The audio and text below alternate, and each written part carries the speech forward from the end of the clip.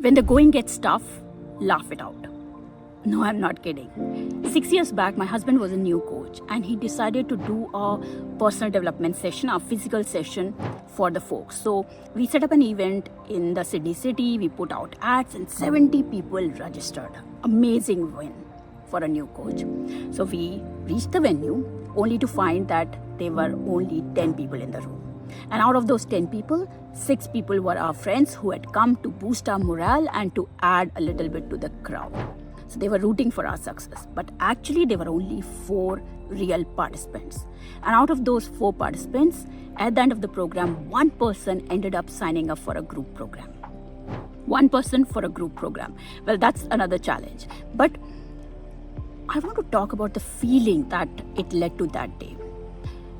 We felt like a failure. We felt like losers.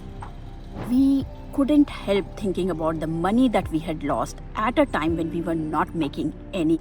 We had spent a lot on the ads, in booking, in hiring the venue, in arranging the tea, coffee, snacks for those 70 participants, and it all was a waste.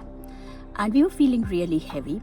Came home, got down from the car, entered the house, and the moment we entered the house with all that heaviness, my husband took out his shirt and he started swinging it around and dancing to the tune of "It's not gonna be easy, it's not gonna be." And while he was doing it, I pulled out my phone and started recording him.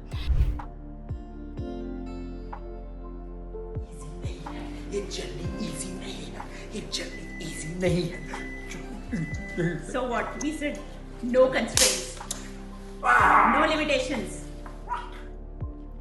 Now, in that moment, all that fog in our brain over the last 2 hours, it started diffusing in thin air. We realized that we did some mistakes and only thing that we have to do is to do things a little differently.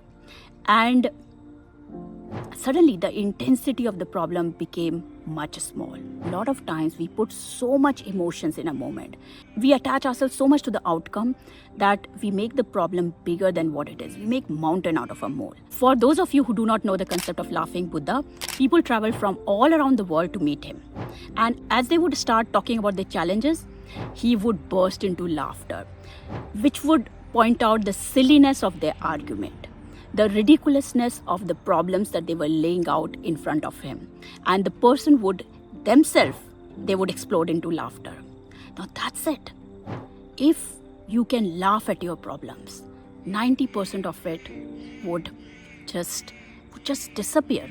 And you would be left with only 10% of the real problem, which is much easier to solve than the whole 100%. Does it make sense, folks?